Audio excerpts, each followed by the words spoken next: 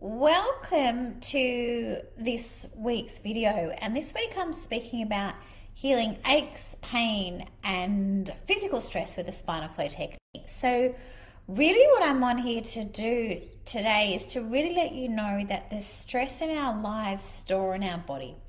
And when the stress in our lives store in our body, the stress in our lives can be physical stress, chemical stress, and emotional stress. And today I want to speak about physical stress because often we go around and we do what we do in our lives and we don't even know what we're doing. And so one thing that I share is that the amount of physical stress in our system is enormous. If there's stress in our bodies and our bodies can't process or eliminate that stress stores as a spinal blockage. When there's a spinal blockage in the system, that interferes with the nervous system, brain, spinal cord, which in turn affects, the cells, organs, tissue, glands of the body. So we really want to prevent spinal blockages being stored. How we prevent spinal blockages being stored is by preventing the amount of stress in our lives. And today we're going to speak about physical stress. And if you've got examples of physical stress, I'd love you to write in the comments, some physical stressors that are in your life. I'm going to start with a few that come to my mind. And one of the biggest ones is sitting. Sitting for the spine. One of my teachers used to say, sitting for the spine is worse than sugar for your teeth. Our spine and our nervous system is designed to move, have mobility, have flexibility. When we sit and we're stagnant and we're in one spot, the spine doesn't get to move in flexion and extension. When the spine moves in flexion and extension, the nerves get to go to play where they need to go and supply rather than being stuck. So sitting in one position is a physical stress for the body. So if that's you and you're like, well, I sit for 8 hours and I don't move, what can you do differently? My recommendation is sitting 20 minutes, sitting on the computer 20 minutes, stopping, pausing, 20 seconds, stretch, move your body in different positions. So that's one thing that you can do. You can get some pretty cool software that freezes your computer after 20 minutes, which makes you get up and move and stretch. So that's one thing to have a look at. The other things to look at is your posture. Like, how do you sit? How do you sit if you're sitting on a computer or if you're sitting at a table and chairs? Like, are you balanced? Like, where's your screen height? Like, if your eyes are here, have you got a screen height that's at eye level? What's happening with your hands, your feet? Have you got a good chair? Are you supported? Are you bending and twisting? One of the most common causes of sciatica and back pain is bending, twisting. When you bend and twist, bend and twist, bend and twist, it can create sprain, strain, spinal blockages at the foundation gateway, which is the sacrum, the sacroiliac joint. And I found for me, when I had my private practice, one of the most common symptoms that people came in with was back pain, sciatica, and that was from repetitive bending and twisting. So have a look at for yourself. If you need to pick up something from the floor, or you might be sweeping, mopping, taking things in out of a dishwasher, picking up a bubba from a cot or a bubba from the floor, that's all bending, twisting. So is there anything you can do differently? Can you create more balance in your pelvis? Can you bend when you bend? Can you bend with two knees rather than that type of twisting? So having a look at your postures every day is going to massively help you. The other thing is, I work with a lot of pregnant ladies. So when you're pregnant, what happens is the weight bearing is changed. So when your weight bearing is changed and you're also bending and twisting, that can create physical stress in that foundation gateway to the sacrum as well. So would be really nice to do an audit of you, of the positions that you're in. How do you sleep?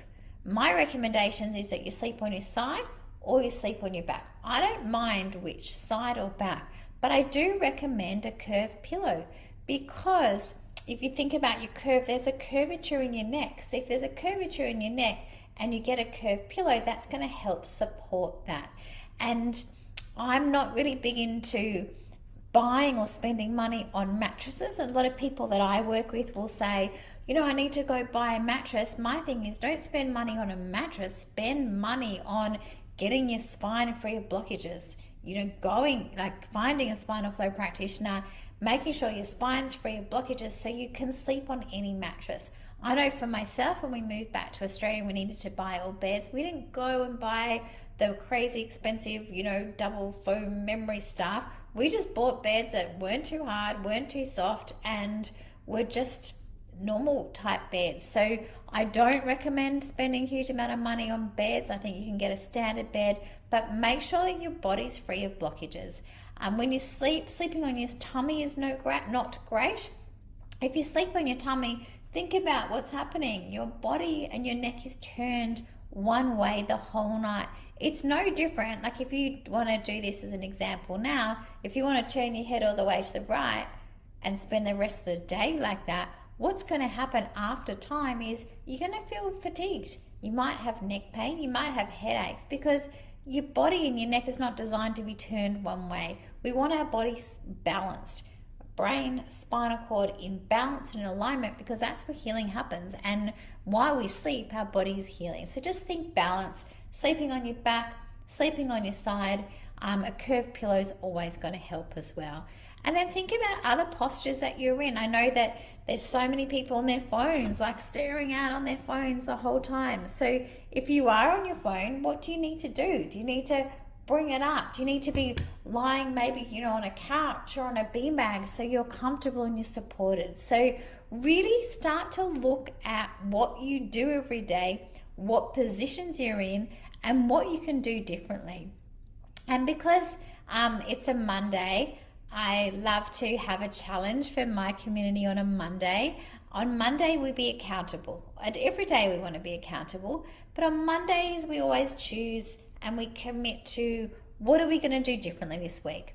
So if this week we're looking at physical stress, maybe you want to write down. So if you're watching this video now, doesn't matter if you're watching it on a Wednesday or Friday, doesn't make a difference at all, but you might want to put a list of stressors in your life. So you might want to put a list of physical stressors that are in your life right now and just write them down. It might be where you're sitting, it might be that you're playing tennis, it might be that you're an athlete and like you've got footy injuries or you've got collisions, or my son's a wakeboarder and he backflips hundreds of times, so that causes stress on his system as well. So writing down any type of physical stress that's in your life, and you might want to put a column next to it. So once you've listed the types of physical stress can be stagnation too. We're designed to move. We're designed to actually walk 8 hours every day. When you walk, your spine is in full motion, forward, backwards, flexion, extension. That gives us full motion. So that's what we're designed to do. We're hunters and gatherers. We walked. Now we're stagnant and we're stuck. So if you've got your list of the physical stresses in your life, on the next column, write down what you're prepared to do differently. Is there some stress that you can eliminate or reduce? So think about what you can do differently. It might be lunchtime at work. Rather than sort of sitting, looking in your phone, you might go, I'm going for a walk. I'm going to move my body. It might be cutting down computer time. It might be changing your setup. You might want to get the desk that I'm on now. You can't see, but I'm on a desk.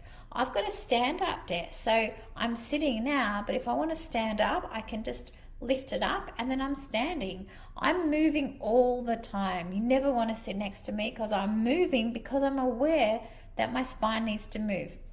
When I worked as a practitioner and I was bending over my clients, working, doing healing stuff, as I was bending over, I made sure that the same amount of time my spine was in flexion, I would create an extension too, because it needs to move both ways.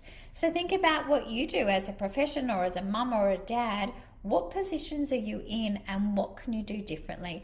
I'm all about what you can do differently. I'm all about partnership, just because healing and the healing journey, healing can happen and healing does happen. And I want you to find your practitioner. I want you to work with spinal flow practitioners because they are amazing, but I want you to do your part. And your part is, what stressors can you reduce or eliminate in your life? Because we want to start looking at how we can stop holding on to so much stress. Stress creates spinal blockages. Spinal blockages create disease and illness in the body. So to reverse that, we need to really look at what can we do differently, what can we eliminate, what can we reduce. So that starts with you now. I always check the comments here, so if you're a practitioner and you're sharing this video, make sure you check the comments too. But let's commit together. Healing's more fun when we do it together, so let's do this together. What are you going to commit to this week? What physical stress are you going to reduce, or are you going to eliminate from your life this week? Eliminating from your life means it doesn't store in your body. And remember, physical stress could be sitting, position, how you sleep, how you stand, how you walk, sports, different types of physical stress. So write down, commit to something this week. Let's move to health and healing together. How we move to health and healing together is we make change. We make change in our lives. So are you in? Type a yes in the comments if you're in, just so I know that you're with me. You can do one of the little heart emojis so I know that yes, you're in. Yes, you're willing to make change in your life. Let's do this together, one stress at a time, or heaps of stress, and start to remove physical stress in your life so you can start to feel better in the body that you have.